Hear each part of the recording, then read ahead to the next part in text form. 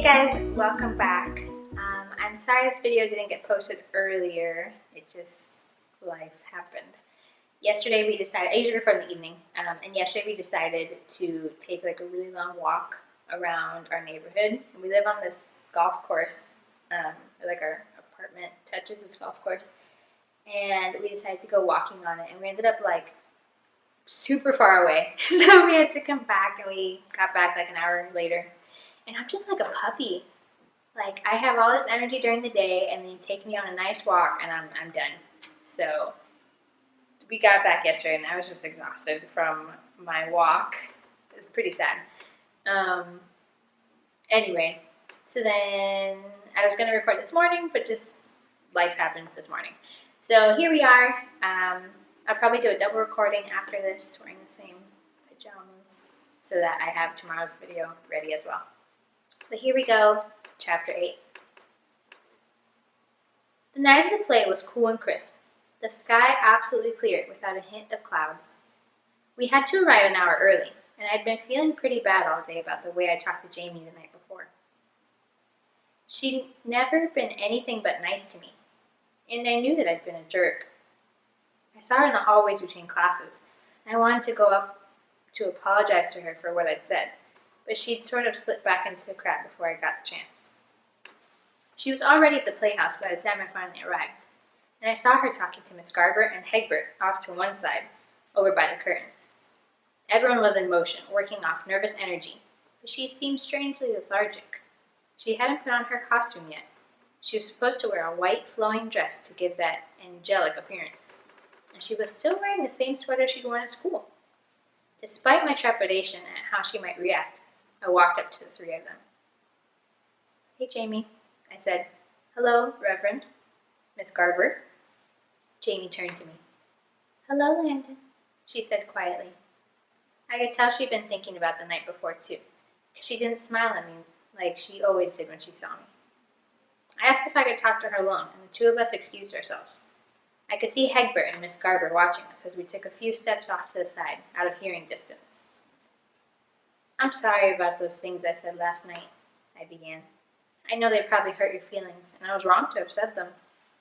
She looked at me, as if wondering whether to believe me. "Did you mean those things you said?" she finally asked. "I was just in a bad mood, that's all. I get sort of wound up sometimes." I knew I hadn't really answered her question. "I see," she said. She said it as she had the night before, then turned toward the empty seats in the audience. Again, she had that sad look in her eyes. "Look," I said, reaching for her hand. "I promise to make it up to you." Don't ask me why I said it. It just seemed like the right thing to do at that moment. For the first time that night, she began to smile. "Thank you," she said, turning to face me. "Jamie!" Jamie turned. "Yes, Miss Garber?" "I think we're about ready for you." Miss Garber was motioning with her hand. "I've got to go," she said to me. "I know." "Break a leg?" I said. "Wishing someone luck before a play is supposed to be bad luck. That's why everyone tells you to break a leg." I let go of her hand. "We both will, I promise." After that, we had to get ready, and we went our separate ways. I headed toward the men's dressing room. The playhouse was fairly sophisticated, considering that it was located in Beaufort, with separate dressing rooms that made us feel as if we were actual actors, as opposed to students. My costume, which was kept at the playhouse, was already in the dressing room. Earlier in the rehearsals, we had our measurements taken so that they could be altered, and I was getting dressed when Eric walked in the door unannounced. Eddie was still in the dressing room, putting on his Mute Bones costume, and when he saw Eric, he got a look of terror in his eyes. At least once a week, Eric gave him a wedgie, and Eddie kind of hightailed it out of there as fast as he could, pulling one leg up on his costume on the way out the door. Eric ignored him and sat on the dressing table in front of the mirror. "So," Eric said with a mischievous grin on his face, "what are you going to do?" I looked at him curiously. "What do you mean?" I asked.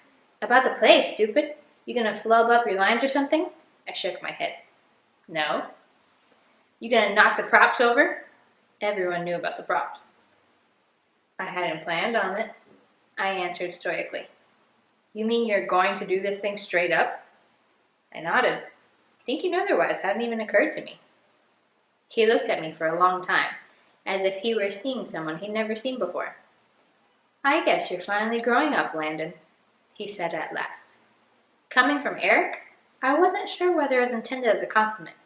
Either way, though, I knew he was right.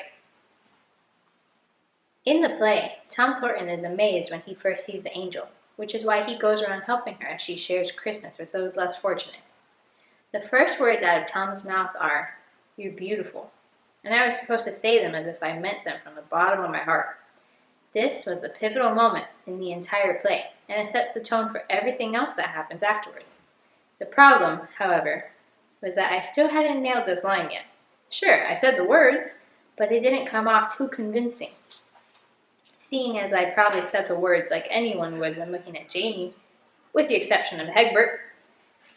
It was the only scene where Miss Garber had never said the word marvelous, so I was nervous about it. I kept trying to imagine someone else as the angel so that I could get it just right. But with all the other things I was trying to concentrate on, it kept getting lost in the shuffle. Jamie was still in her dressing room when the curtains finally opened. I didn't see her beforehand, but that was okay. The first few scenes didn't include her anyway.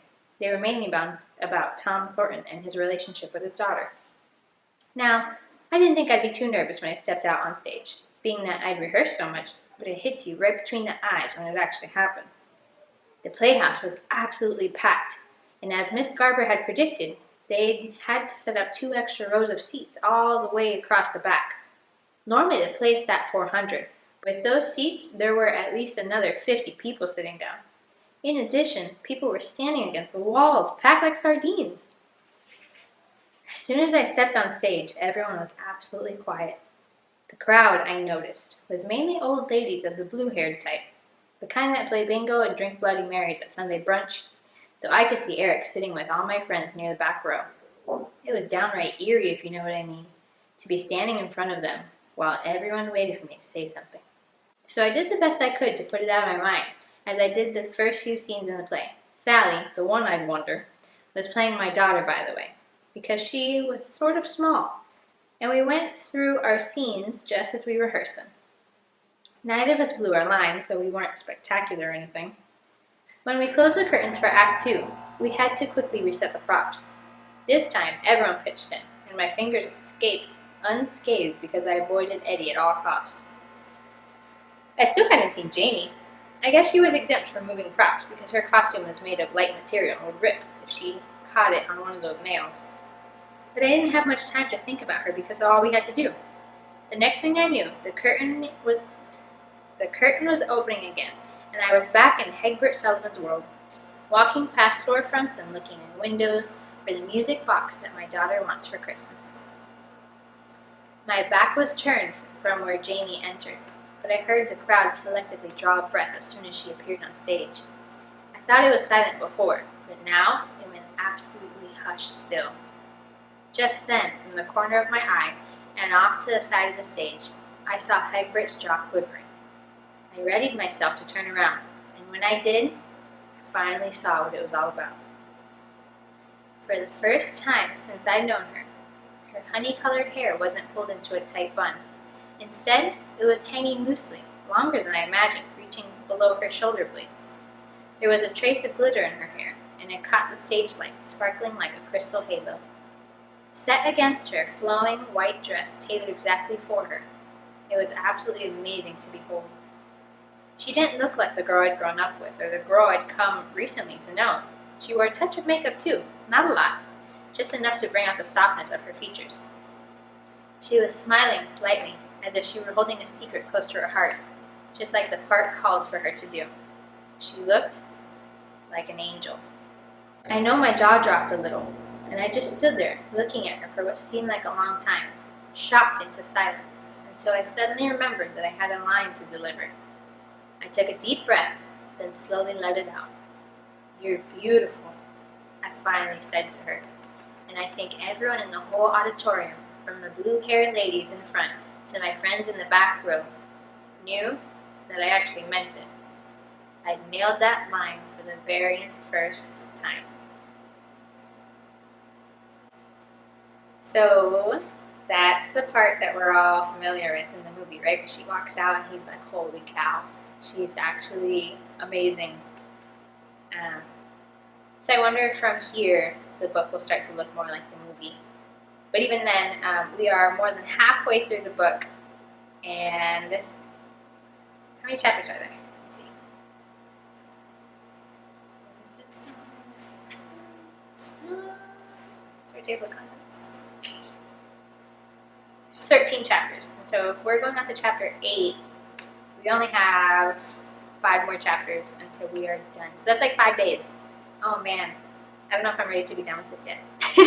So maybe we'll have to start looking at what book we're going to read next, or maybe I'll pick one and we'll keep this going. But I'm really enjoying this, and I'm thankful for you guys for watching and listening, and giving me a reason to do this.